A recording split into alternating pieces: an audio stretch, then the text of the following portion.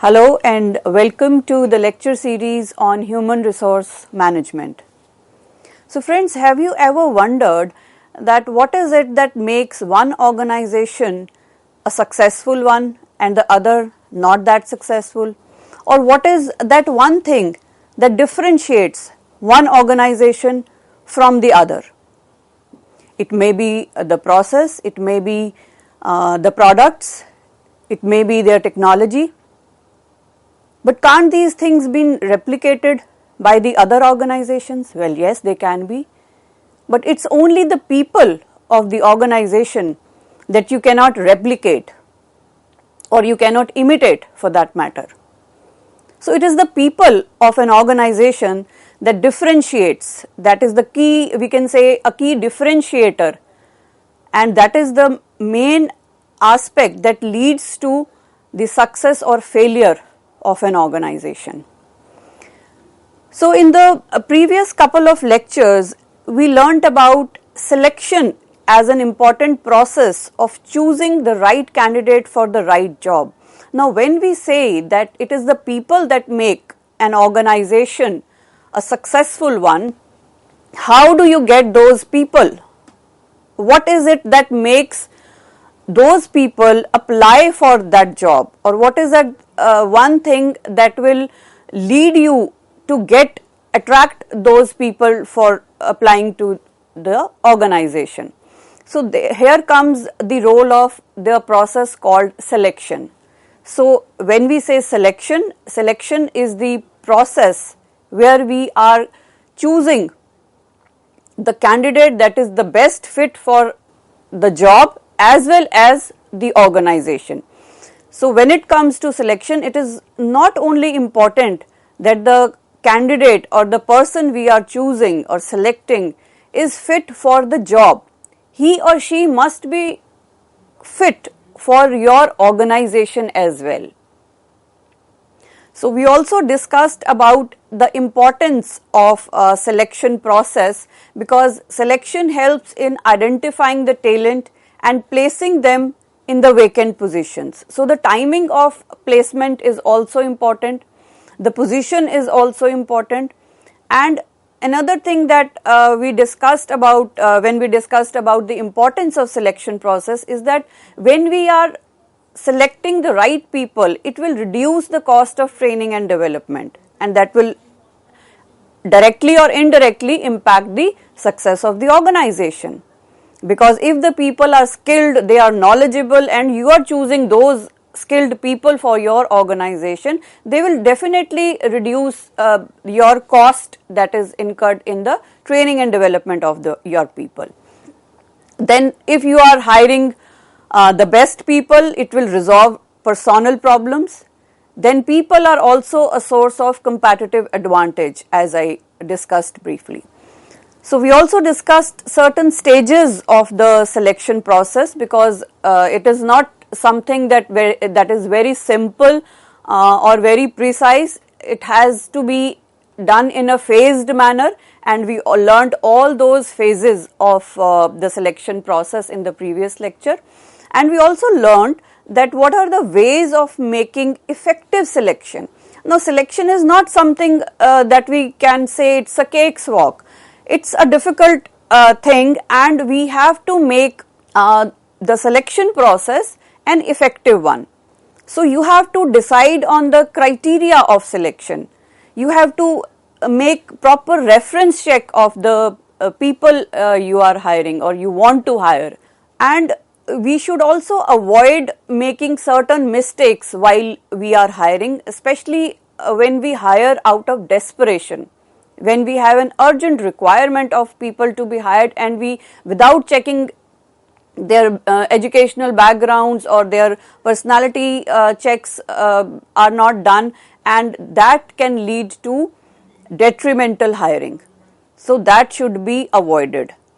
So then we also learnt about the various types of selection tests. Now these are very important as far as some competitive examinations are concerned.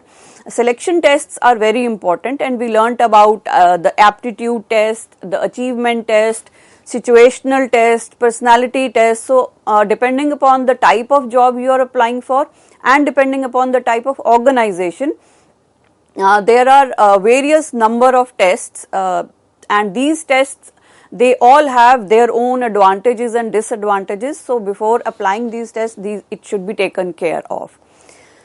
So, after learning about these things, about the selection tests and the brief processes and their advantages, what we are going to learn today is how to choose the right test, because as I said that there are number of tests that are applied and number of tests can be used, but depending upon what job you are applying for and how organization decides on which tests to be taken. So, what are those criteria that we are going to learn and why careful selection is important.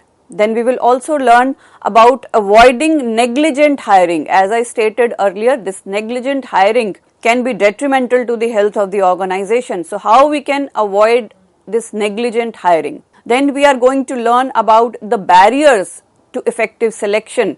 We all know that selection is an important process, and selection is one thing that can make or mar your, your organization, because you are dealing with people. So, what is it that leads to certain, because as a hiring manager, I have certain things in my mind, but when I am implementing those things, what are those barriers or challenges that can, make your selection ineffective. Then we are going to learn about some strategies of effective selection. How can we make our selection more effective? So, we are going to learn all these things one by one. So, beginning with the first topic for today is how to choose the right test. So, we have learnt about these selection tests in detail in the previous couple of lectures.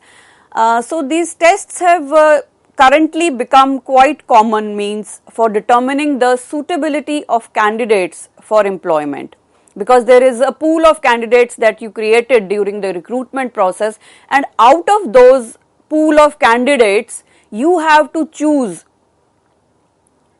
a certain number of people for the job, and for that you conduct the selection test. Now, the assumptions in using these tests is that those people who score above the cut-off point are suitable for employment, while those scoring below this point are unsuitable for employment. So, this is a general assumption or hypothesis for choosing the right test. Now, these tests must be chosen based on the criteria of, there are 4 criteria that we are going to discuss in detail, and these 4 criteria are reliability, validity, objectivity and standardization. Now, what do we mean by reliability? So, if your selection test is consistent in measuring whatever it is measuring, then we say that the test is reliable. So, tests must have consistency in measurement, whatever they are tend to measure. Now, this implies that an applicant's performance on any given test should produce same score each time it's administered to him or her. So, say I am administering a selection test today and you score say 30 out of 40, and I again give that same test to you tomorrow and you again score 30 out of 40. So, that means this test is a reliable test because you are scoring the same in the subsequent tests also. But if an applicant scores significantly different on the same test at 2 points of time, the test cannot be considered a reliable one. So, whatever test you are applying, you must ensure that it should be a reliable one, and reliability has to be taken care of while taking the test. Now, reliability of a test has implications in measuring a person's personality traits which do not change with time and not in knowledge and skills with change in time. Now, this is a very important and the key aspect of checking the reliability of a test. See, my personality is not going to change in one day. If you test my personality today and you test my personality tomorrow, it is not going to change.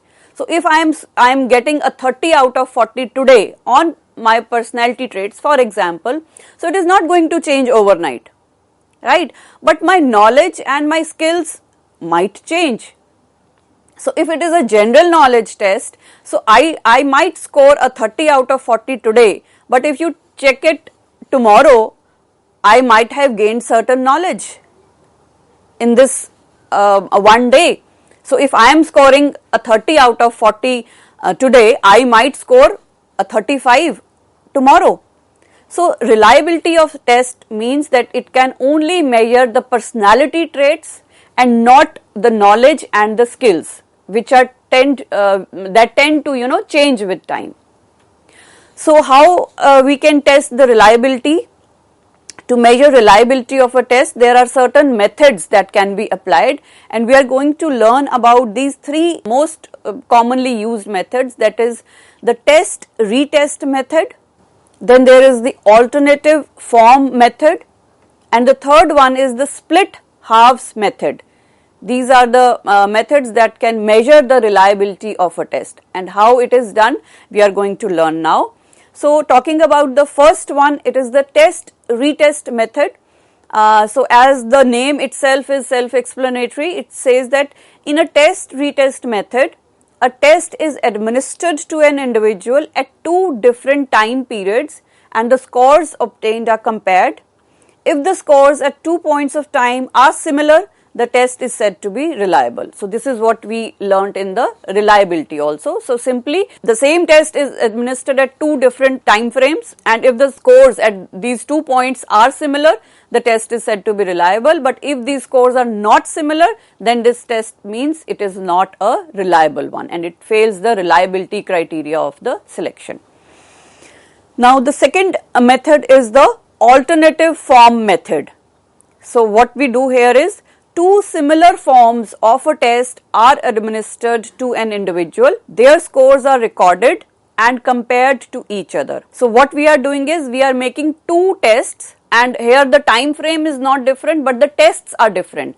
So the test is having the same level, we can say, and there are two tests, and two tests are administered to the same individual at 1 point of time only, and then their scores in both these tests are compared. If the two scores are similar, then the test is considered or treated to be a reliable test. So this is what we mean by an alternative form method of testing the reliability. The third method that we are going to learn about is the split half methods. In this method, the test is divided into two similar and equal parts. So there is one test, and that one test is divided into two equal parts, say 10 questions and then 10 questions more, for example. Then the scores of both the parts are compared to each other, and if the scores of both the parts are similar, the test is treated as reliable. And this method, it measures the internal consistency of the test also. So if the scores of the individual are similar, we can say that the test has internal consistency. So these are the methods that can fulfill the criteria of reliability of the test. Second is the validity of a test. That also has to be taken care of. Now what do we mean by a valid test or the validity of a test?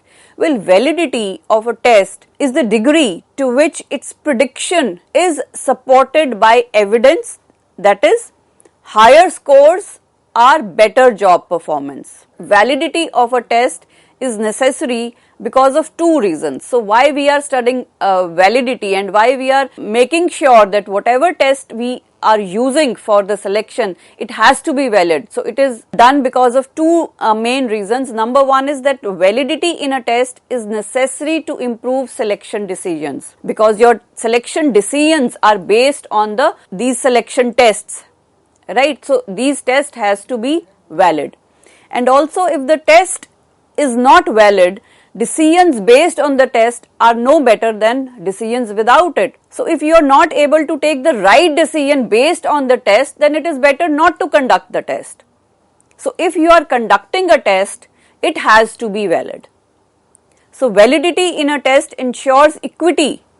That is, all applicants have been judged on a fair basis. So validity brings in fairness when we are conducting the test. So there is no unfair discrimination against any candidate or any group of candidates. So that is very crucial when we are talking of bringing in the people to our organization. If we are using unfair means, or if we are discriminating against people of any creed or race or ethnicities, so that will not ultimately solve the purpose of hiring, because we want the best people to be with us. We want the best people to work for our organization. And if the selection tests are not valid, if you are not bringing in equity, if you are not bringing in fairness or transparency in your tests, then the whole or the entire process of selection is of no use. So validity is very important. Now there are three types of validity that must be ensured in these tests. So whenever you are conducting these tests, we have learnt that what is validity. So how you can ensure validity? So we have three types of validity, that is content validity, construct validity, and criterion related validity. So let's learn about the three of them. So what do you mean by content validity? Content validity means that it relates to how relevant the content of the test is to the job. So the test should directly relate to the knowledge, skills, and the personality required for the job. So if you are hiring somebody say in the banking sector, so your test should validate the skills that you require for a banking job, and not something related to maybe a medical profession,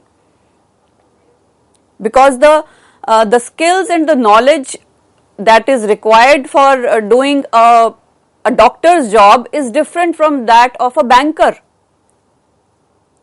So you are conducting a selection test for a banking job, so you have to make sure that whatever content is there in the test it must be relevant to the knowledge and skills or personality that you are looking for that particular job.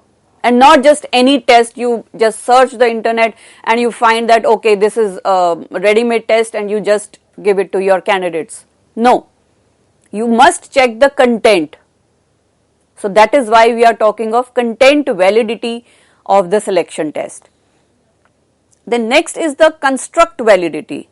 Well, construct validity describes how well a test measures the traits that can make someone more successful in a role, including the dependability, emotional intelligence, and integrity.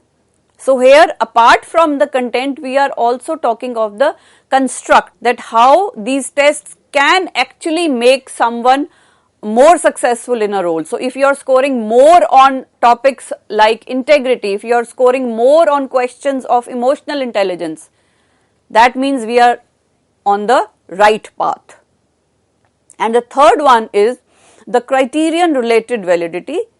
It describes a selection test's ability to predict how a candidate will perform in a specific role. So we must be aware that ultimately every selection test means that we have to hire the best people so that they can perform to the best of their abilities. They can be productive, they can perform in an enhanced manner, so that whatever they are doing in their jobs can bring success to the organization. So criterion related validity will ensure that we are predicting that the candidate is going to perform good, is going to perform in a better manner in the role that you are appointing him or her. Now this can be determined by measuring how applicants test scores relate to their job performance once hired, or it can also be measured by having current employees take the test and comparing their results to their job performance. So, what we mean to say is that whatever you are scoring in the test has to be compared with whatever you are performing. So, if these are comparable, then we can say that the test is criterion related. Moving further, the third criterion that we are going to talk of is the objectivity. Objectivity of the test, objectivity of the selection tests. Now, what do we mean by objectivity? Say when two or more people can interpret the results of the same test and derive the same conclusions, the test is said to be objective. For example, I ask two people the same question, and if they interpret my question in the similar manner or in the same manner, then I can say that my question was objective, or I had objectivity in my question. But what if I ask one question to two or three people or a group of people and everybody comes with a different interpretation? Then it means that my question was a subjective one, right? So, when we are talking of selection tests, we must ensure that there is objectivity and not subjectivity. Otherwise, what will happen that evaluators' subjective opinions may render the test useless, because we have to take care of fairness. Everything has to be in equity. So, objectivity has to be taken care of. So, the subjectivity of this kind, that what I am talking of, it can nullify the purpose of objectivity and is the reason why tests are not valid. So, if the test is not objective, then it is not valid also. So, you must take care that whatever language you are using in your questions of the test, they have to be understood in the same manner by everybody, by all the people who are taking those tests. It should not be the case that every single person perceives or interprets that language in a different manner. Then the main purpose, or we can say the objective of these tests will be wasted. So, the next topic or the next criteria of these selection tests is standardization. So, a test that is standardized is administered under standard conditions to a large group of persons who are representatives of individuals for whom it is intended. So, the purpose of standardization is basically to obtain the norms or standards so that a specific test score can be meaningful when compared to other scores in the group. And when a test is standardized, it is administered to a large number of people who are performing similar tasks. So, we have to make sure that whatever test we are using, it should not be that we just conduct the test on just 5 or 6 people or 10 people and that is sufficient. We must ensure that it is being administered to a larger number of people. Larger people have to be there in the group where you are administering that test. Only then we can say that the results are standardized or the test is a standardized test. Now, why careful selection is important? We have been discussing about selection in a couple of lectures, but why it is important? Now, we all know that once there is a pool of candidates, the next step is to select the best candidates for the job. And selecting the right employee is crucial for 3 main reasons that we are going to talk of today. These 3 reasons are the performance of an individual and performance of the organization, the costs that are involved in selection, and the third reason why selection is important or careful selection is important is because negligent hiring is detrimental. So, we are going to learn about these 3 main objectives or these 3 main reasons why we have to be ultra careful while making the selection of the people for the organization. So, we are going to learn this in the next section of the lecture. Thank you.